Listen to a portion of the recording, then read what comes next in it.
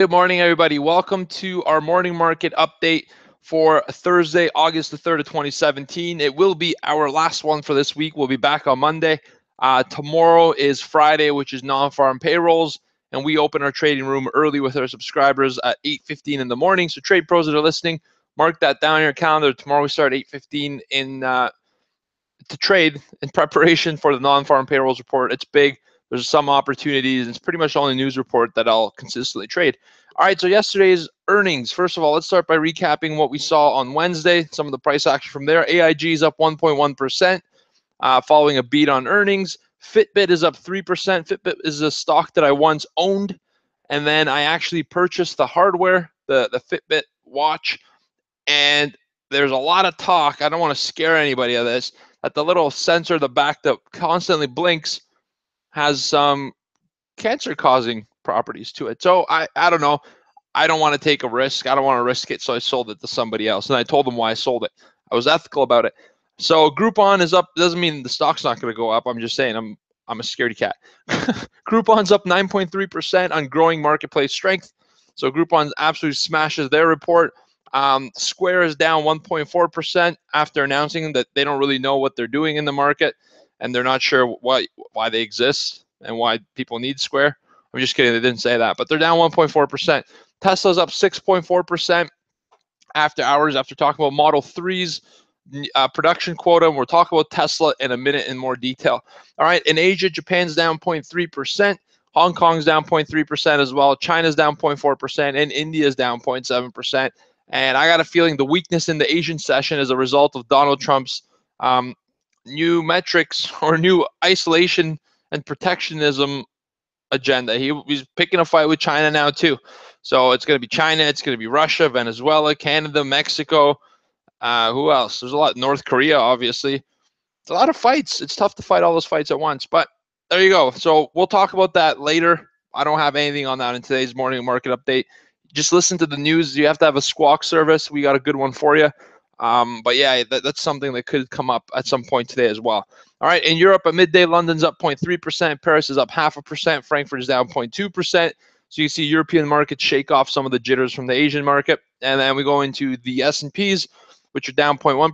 NASDAQ is flat. Crude is up 0.3% to 49.76. Gold is down almost 1%, down 0.7 to 12.69. So back in the 60 handles. I'm looking for a bit more of a drop in gold to buy it.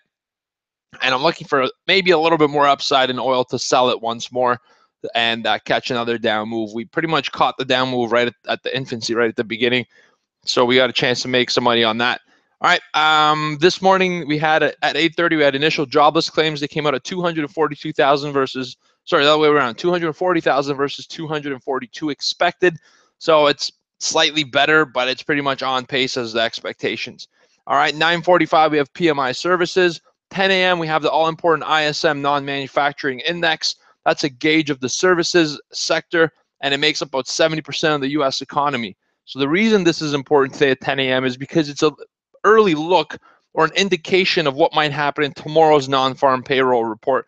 So if ISM manufacturing absolutely, or ISM non-manufacturing rather, absolutely smashes it, you could expect a lot of bullish placement of positions in the market. So we're going to probably ride it up, maybe even get a new all-time high. Who knows?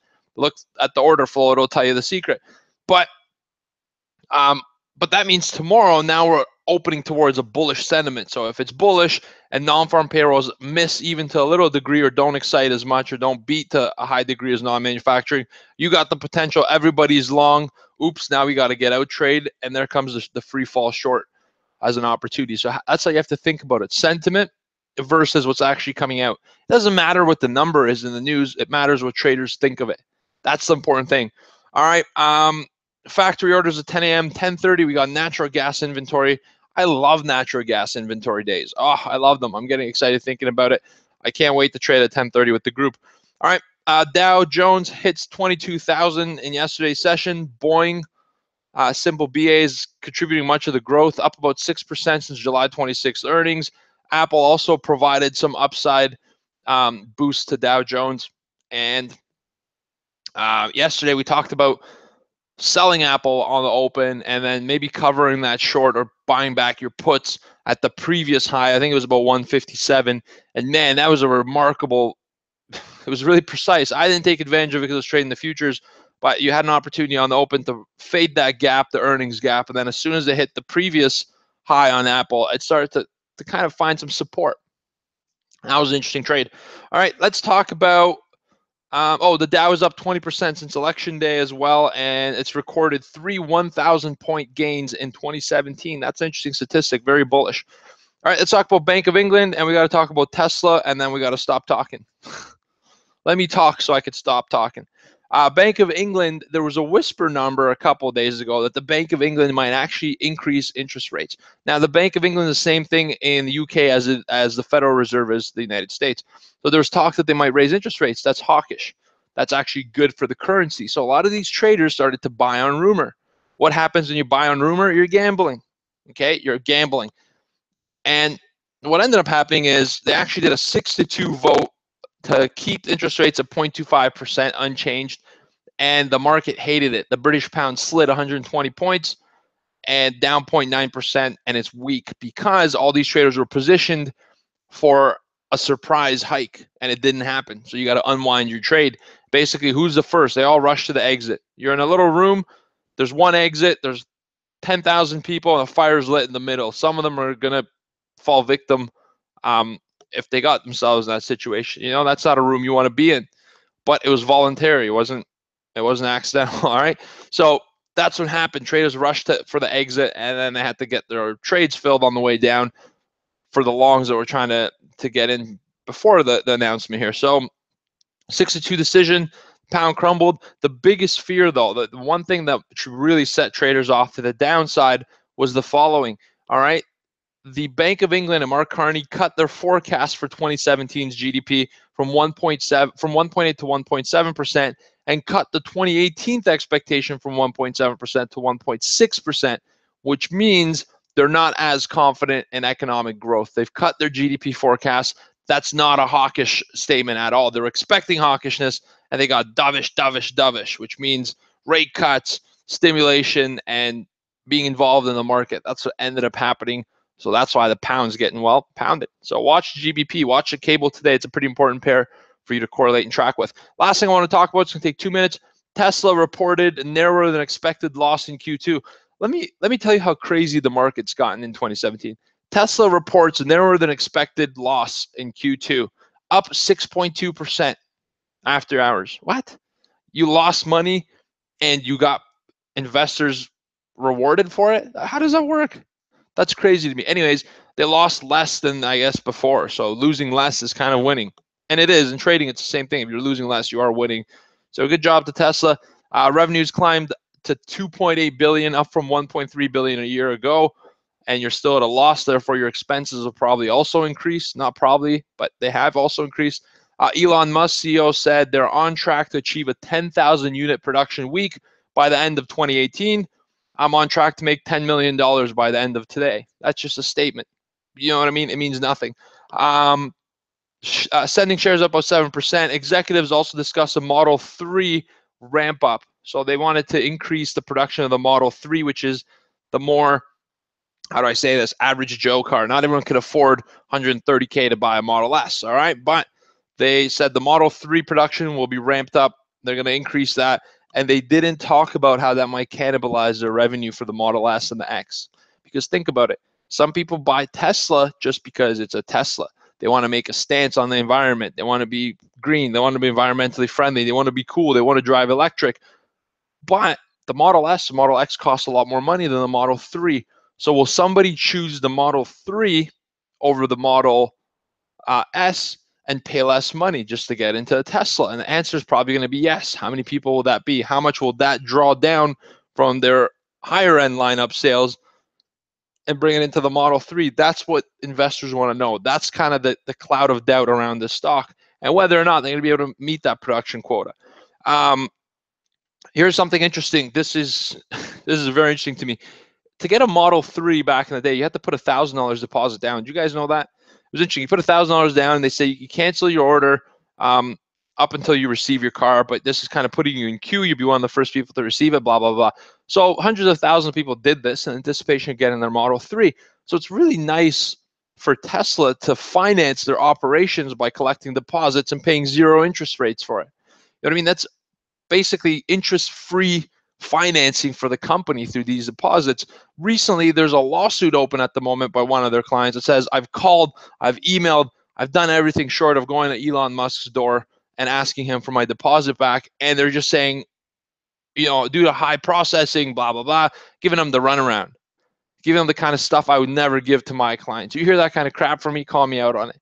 All right. And they don't want to give him the money back. And he just sued them. He sued Tesla. There's a lawsuit that's going to be open. It's interesting to see this because does Tesla not have the cash to give it back? I don't know. It's easy to collect cash. It's hard to give it back. Last thing I'm going to say is this. Support level on Tesla's between $300 and $310. I had an order to buy it at $308.50 on some call options, didn't fill, and then it bounced up sharply off of that level. Oh, well, I missed another one. I'll miss more trades. Not the first one, it's not the last one. And I never lost money on trades I missed, so I ain't concerned one bit. Resistance is $355 to $360 a share. The last couple of days, it's bounced, rotated a little bit off of the 100-day moving average. Keep your head out for it. I wouldn't say buy this thing on the open. I say wait for the open, fade it, see where the support is on the gap, and when volume comes in on the long side, get long with the tight stop, give it a shot higher. I think there's a lot of buy stops coming out on Tesla. All right, there are some, the percentage of short float has increased on Tesla. That's a stock to keep your eye out on. But I'll tell you this much, it's at the mercy of the market.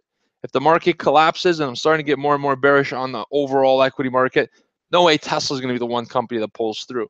Their valuation is absolutely insane. They have no business trading for this kind of money, but they are. What is it based on? Hype.